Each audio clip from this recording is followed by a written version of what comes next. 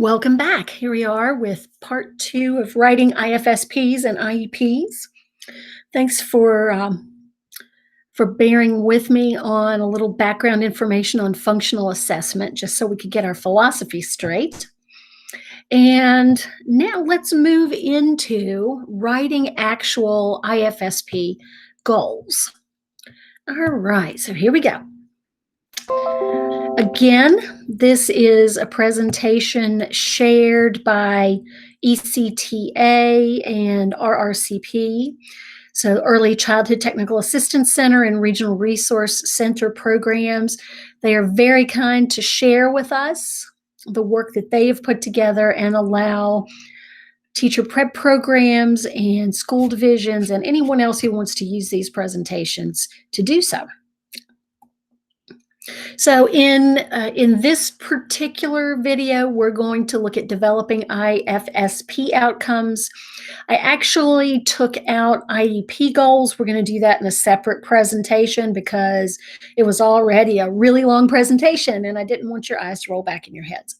So we're going to focus on IFSPs in this, and we're going to learn a little bit about rating the quality of outcomes and goals. So here we go. Functional, high-quality IFSP outcomes for this particular video. IFSP outcome requirements and how we develop functional, high-quality IFSP outcomes will be our focus in this presentation.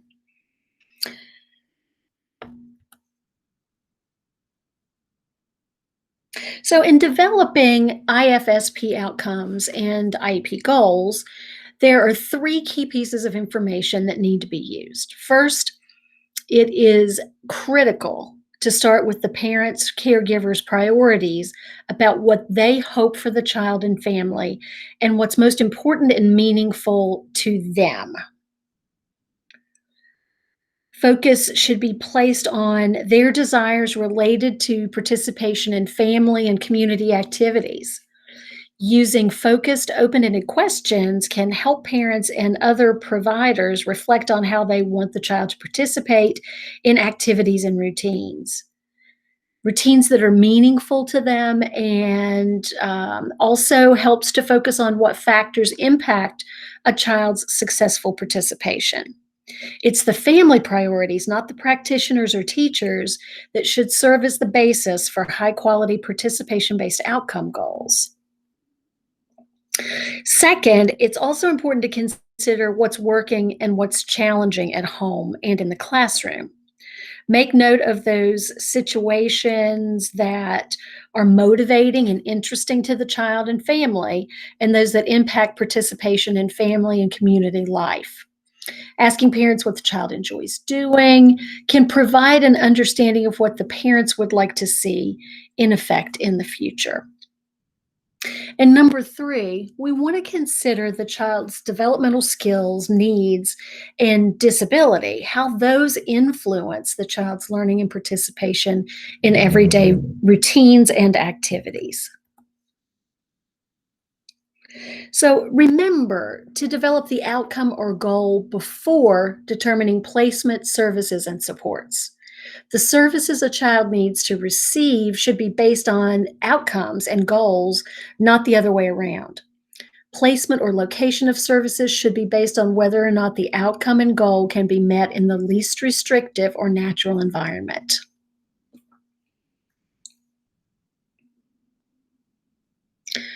Let's focus on Part C for a few minutes and focus on developing IFSP outcomes.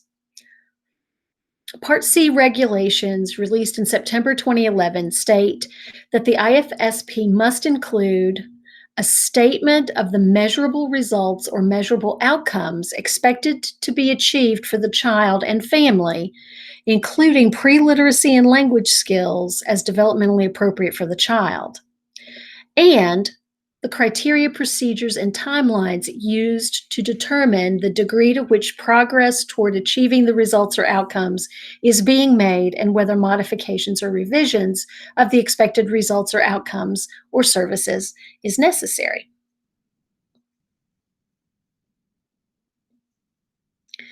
IFSP outcomes are equivalent to asking the family, What would your family like to see happen for this child?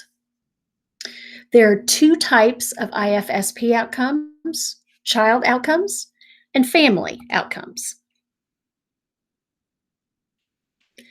Often, IFSP child outcome statements are participation based, focusing on the child's interests and assets that'll provide opportunities for learning and development. Other times, IFSP outcome statements focus on the routines and activities that parents need or want to go more smoothly, such as mealtime, bath time, or bedtime routines. Child outcomes should enhance the child's learning through functional participation, be important and meaningful to the family, expand activity settings, and be based on the child's interests. There are also two types of family outcomes: participation based or resource based outcomes. Family outcomes should enhance the capacity of the family to meet the needs of their child, support accessing community resources and supports, be important and meaningful to the family, and be based on the family's interest.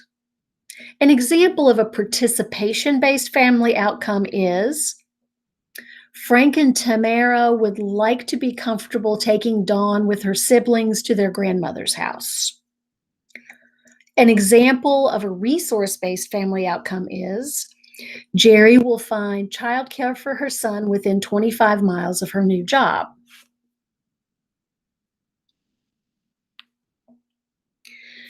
The four-step process on this slide reflects the development of the IFSP outcome statement to ensure that the core portion of the statement is written functionally and is participation-based. These steps were adapted from a seven-step process that includes criteria, procedures, and timelines developed by Robin McWilliam. We recognize that states provide differing guidance on writing outcomes. The process should be applicable despite some variation across states. Some states include criteria, procedures, and timelines, others don't. Some states don't include information in the outcome statement, but rather include information in a specific section on the IFSP outcome page. But let's walk through this, because if you have the information included in this four-step process, wherever it goes on your state's forms, you'll have the information and you can put it there. So first, based on the parent or caregiver's priorities, determine the functional area that the outcome relates to. So for this example, I selected eating. Second, determine the routines affected. Mealtime with family. Third, develop a statement that reflects how the child will participate in the routine, such as Kim will eat with her family at meal times. And then step 4 is the action verb part by blanking, addressing specific behaviors. So Kim will eat with her family at mealtime, eating the foods they eat. So that helps us to be even more specific about what outcome we'd like to have. Another approach is to use the third word rule. This was identified by Rush and Sheldon. The third word rule, try saying that really fast. The third word rule refers to the third word in the outcome statement. As a test of whether the outcome statement is participation-based, examine the third word for an action that is functional for the child. The word eat in the example of Kim used in the slide meets that criteria.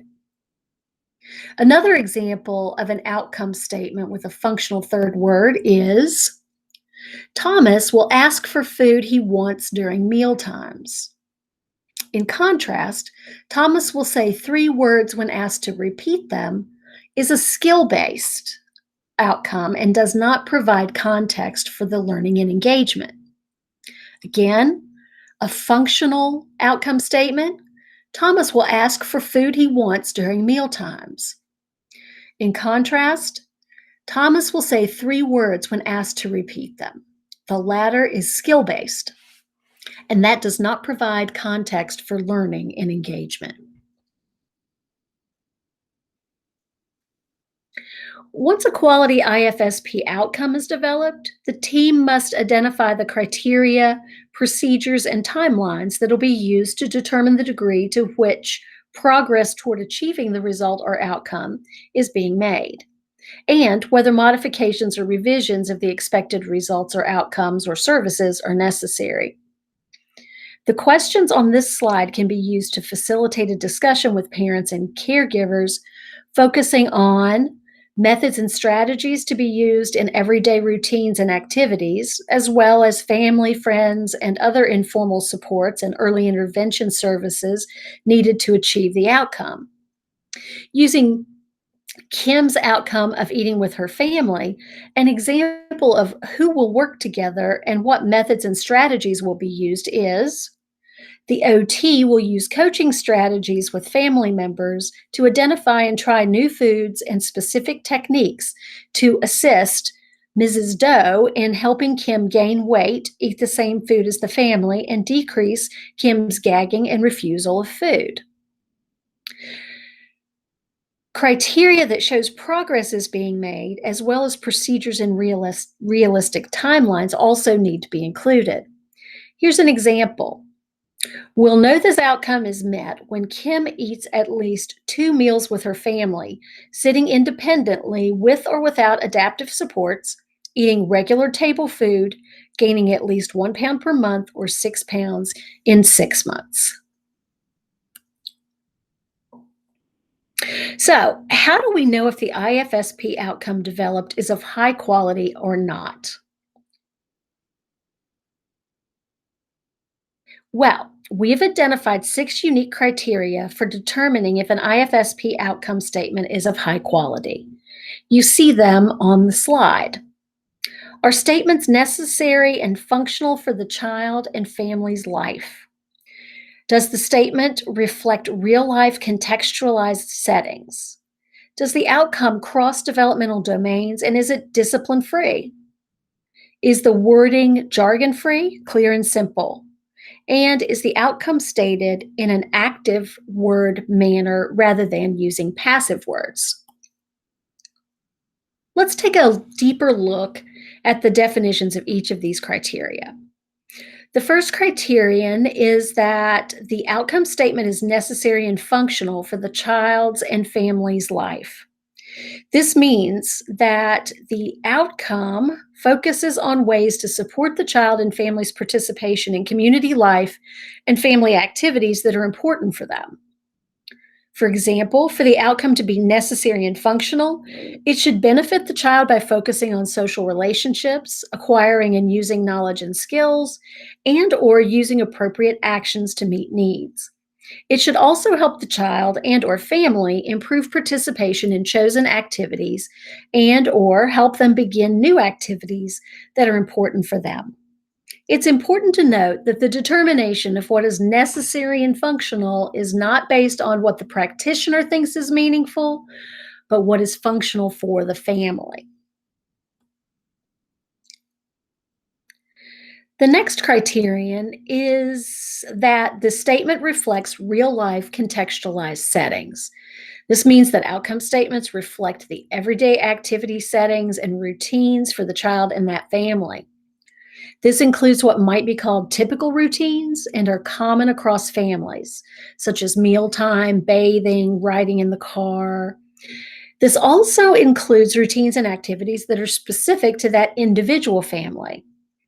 Specific isolated skills like test items that were missed during evaluation are not considered real life or contextualized.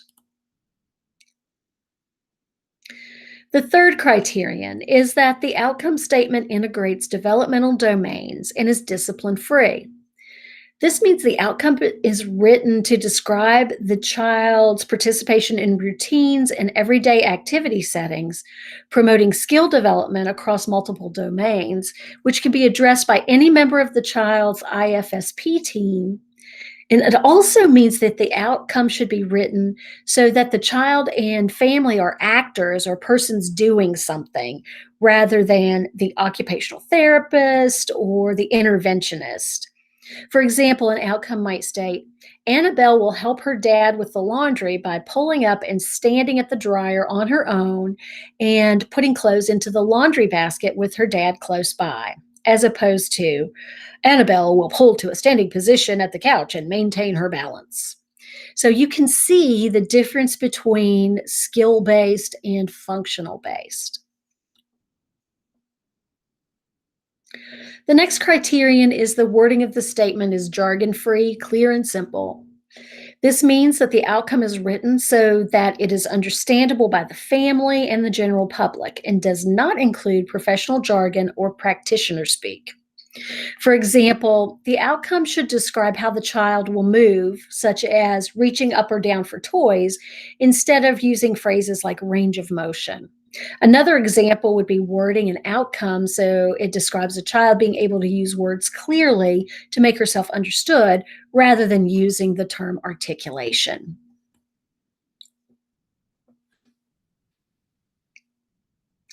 In order to be high quality, the wording of outcomes statement must emphasize the positive, not the negative. This means that the focus on the whole outcome statement is positive and states what the child and or family will do rather than what they won't do or will stop doing. If there are any negative words within the statement, it's not a positively worded outcome. So, for example, an outcome could state Johnny will chew and swallow food when eating with his family rather than Johnny will not spit out his food when eating with his family. The last criterion for high quality is that the statement uses active words rather than passive ones.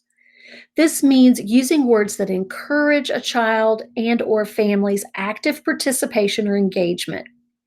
Active words include eat, play, talk, walk, and they indicate what the child or family will do. Passive words reflect a state of being, such as to tolerate or to receive, or a change or lack of change in performance, such as increase, decrease, improve, or maintain. These words should not be used in a high quality outcome statement in an IFSP. For the purposes of this training, we're focused on the quality of the written outcome statement since we do not have access to children's records. However, just looking at the IFSP outcome statement alone does not reveal if the outcome is based on information gathered from the parents or caregivers, or if the statement is based on the child's current skills, degree of participation, and his or her behaviors across settings. The child's record is needed to determine if this information has been used in developing an IFSP outcome statement. We encourage you to also use these two criteria defining high quality functional IFSP outcomes when reviewing outcome statements if the child's complete record is available.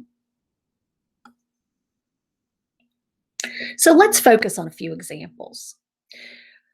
For a child outcome, Romeo's parents state, I wish he could sit without as much support when he eats and plays. It's hard work holding him all the time. From that priority shared by Romeo's parents, here's an example of a high quality IFSP child outcome statement in comparison to a statement that's not high quality. So we want this. Romeo will play with toys and eat meals with his family by sitting without much support. Not this. Romeo will improve muscle tone for sitting.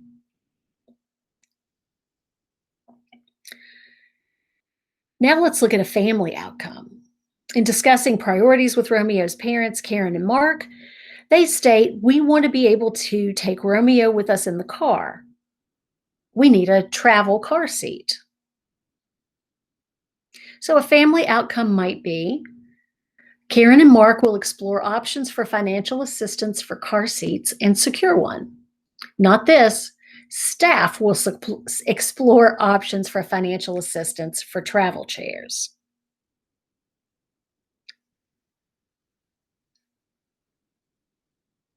So, the presentation provides this wonderful tic-tac-toe type board that very nicely sums up potential outcomes and how you can evaluate them for their high quality. So let's take a look at this one. Nolan will play with toys with his sister during bath time. The outcome is jargon free, clear, and simple? Yes. Let's look at the one just under that. The outcome emphasizes the positive, not the negative? Yes. The outcome uses active words rather than passive ones? Yes. When the child's contextual information is available, the following IFSP outcome criteria can also be evaluated. Of course, we don't have that. Next criterion, the outcome crosses developmental domains and is discipline-free. Yes. The outcome reflects real-life contextualized settings. Yes. The outcome is necessary and functional for the child's and family's life. Yes. So this is an example of a good, functionally based IFSP outcome. And if you're interested, these are a couple more resources that these organizations have created for you.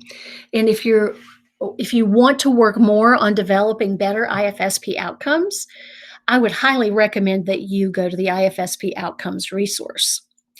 Now, I also recognize that your school division may require IFSPs that are a little more traditional in nature. There are ways that we can work on that. And what I'd like to do now is walk back to this outcome and talk about how we can make the outcome more like a SMART goal or a SMART outcome. SMART stands for specific, measurable, action-oriented, relevant and realistic, and time limited. Now, if you think back to what you've learned in this particular presentation, we meet most of those criteria. However, we may want to include a criterion for mastery. So Romeo will play with toys and eat meals with his family by sitting without much support. What we might want to do is add a little more information to that. I'm going to focus just on Romeo eating meals. Romeo will eat meals with his family while sitting without support from his parents. And I could add criterion, 3 out of 4 opportunities over a 1-week period. So if your school division is asking for more specific information and asking you to include criteria, you can see that you can still maintain the functional outcome while adding those criteria. And it's actually pretty important to do so. Okay, so that's it for the IFSP part. And I'll be back in just a little bit and we will focus on IEPs. Thanks for listening to this one.